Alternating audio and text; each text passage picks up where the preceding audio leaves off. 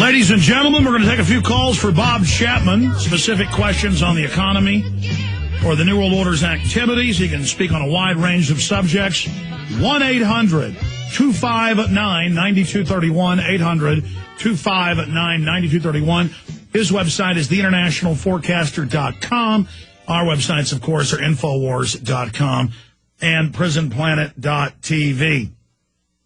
Okay, Bob, continuing where you got cut off about what you see the big central banks doing, then I want to talk about their plan. We know what their plan is, and it's literally taxes on light bulbs, taxes on salt, taxes on all food, which a bunch of states are already passing laws to do, very draconian. The head of the IMF saying literally that we will pay them money and they won't say where it went.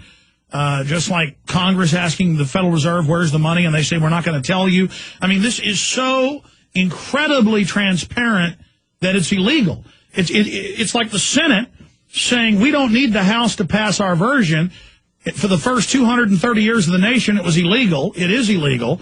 But they're saying they'll just go ahead and pass it out of the Senate now over to Obama because they can't get the House Democrats to go along with the Senate version. I mean, that's illegal.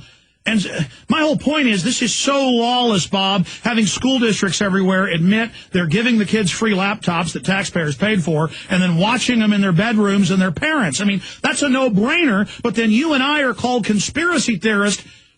Not that the media doesn't admit that's happening, but we're conspiracy theorists for not liking it. Having an opinion against corruption or an opinion for common sense or an opinion for liberty is persona non grata. And I just don't see it working. It's so asinine, Bob.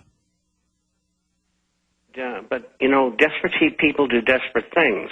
And again, harking back to what we were talking about earlier, if we can get a new Congress, so to speak, and a Senate that we can deal with that is not totally in the back pocket of these very wealthy people on Wall Street and these bankers, we can get rid of Patriot Act 1 and 2, the Federal Reserve, campaign contributions, lobbying, executive orders, and the list goes on. We get a shot at it.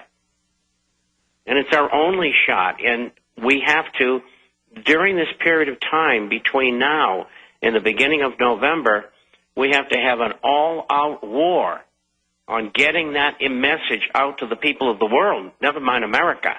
I mean, we've got hundreds of new subscribers coming in from everywhere. I mean, I'm even getting checks from the Bank of China. Anyway, that's what we got to do. So the Chinese government is reading your newsletter. Well, you know, the last two bestseller books, the number one and number two best-selling the last year running, are books about the New World Order and the private Federal Reserve in China. That's terrific. So, I mean, that's what I'm saying, Bob. You're exploding. We're exploding. Everybody else talking about the New World Order is exploding. And that brings the next subject. People can't believe it because it's so un-American, but they're openly saying, I have a new article today, oh, this Jihad Jane got radicalized on the Internet, and they have the Pentagon before Congress in the last part of the Hill article saying, we need to do something about this upstream to shut down this stuff on the Internet. But then when you look at it, as Wired Magazine reports, they're targeting the American people in free speech. They're not going after their CIA jihadist. That's right. And that's part of the overall plan to bring people to their knees. Shut them up. Call them a terrorist. People don't want to do things that aren't acceptable. People are decent human beings in America, 95% of them. The other 5% are in jail. And they deserve to be there, most of them. And so that's part of the plan. I mean, nothing is going to be left unturned. They're going to try everything they can. They can't get a value-added tax, a VAT, in the United States, and they know that. So what they're doing is what you pointed out just a few minutes ago, is they're going to tax this, that, and the other thing. The money's going to flow to the UN or the IMF, and there'll be no reporting or responsibility of what went there and how it was spent. And they admit there'll be no reporting. I mean, this is incredible. It's just like the Fed. They say, how dare you ask us what we're doing? It's a state secret. Bob, I want to hit a bunch of other subjects and then go to calls here with you. Explain, as an economist and researcher, your view on this. But they always do bait and switches, and they tried the last 4 times with immigration reform in 2004, 5, 6, 7, and 8 to legalize all the illegal aliens. It would fix illegal immigration because it would just make them all legal, and then give them a national ID card. Now, under the Real ID Act, our local state driver's license are already federally standardized. So when the media has headlines in the news the last few days, here's one: National Worker ID proposed in comprehensive immigration bill. And it says that citizens will have to have a federal ID and be in good standing when all employers swipe it with their taxes and everything, or it's like a no-fly list. You won't be able to have a job, and it's written for citizens, and then the illegals will just be legalized if they choose and be given the card, but they're selling it like, oh, this will fix illegal immigration. Explain to people, because they're moving in to shut down garage sales, bazaars, swap meets, without a law. They're having federal regulators show up with $1 million fines. In fact, that's Fox News. Again, it's all unbelievable. The globalists want this worker ID. Explain why. Because they want to be able to track every single financial transaction that's made, including your source of income and how you sell it, or save it, or spend it, and then what you save or what your investments are, because they believe that everything that you have belongs to them. And there's nothing short of that. And so they want to be able to be in a position, let's say I work at a meat packing plant in Kansas City, and I am very vocal about all these things that the government's doing that I disagree with. Bingo, your card doesn't work anymore.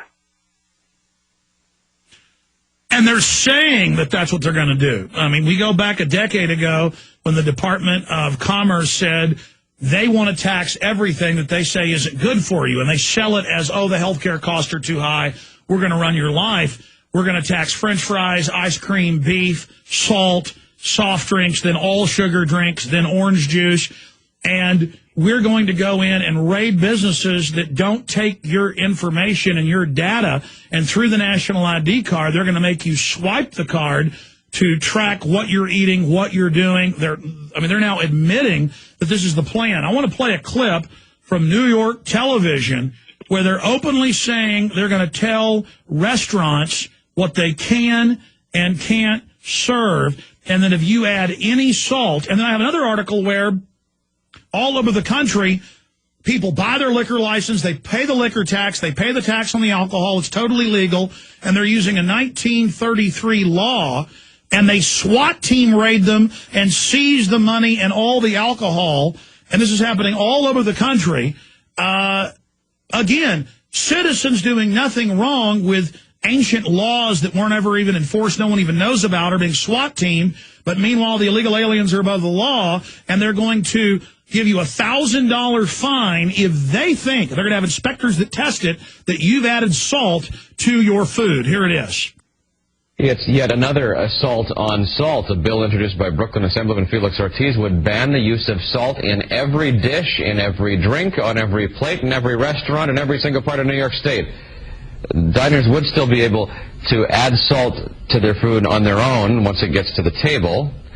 Violators of this proposed legislation would be hit with a $1,000 fine for each salty dish. Ortiz says the ban's designed to save lives. He says it would save billions of dollars in health care costs. Critics argue the restaurant business would suffer, and a total ban on salt may be impractical given how much food arrives in the state with salt already included. Now, Bob, again, this sets the precedent where government regulators decide what chefs can do. I mean, this is a level worse than 1984. They're getting right down to brass tacks. There's no question about that. They want to control everybody and everything. And as you said, this is the excuse they're giving. It's not good for you. And all of the items that you mentioned are not good for you. So we have to regulate them. And in that process, we're going to regulate how the food companies produce the food that go to the restaurant or go to your table at home, what's going to be in it, and whether you can have it or not. It's endless. And by the way, people out there have trouble believing that this could actually happen. If they can, and it passed in the stimulus bill, I don't know how they're going to enforce it, taxes on soft drinks. If they are able to do this, of course they're going to be able to regulate vitamins and minerals.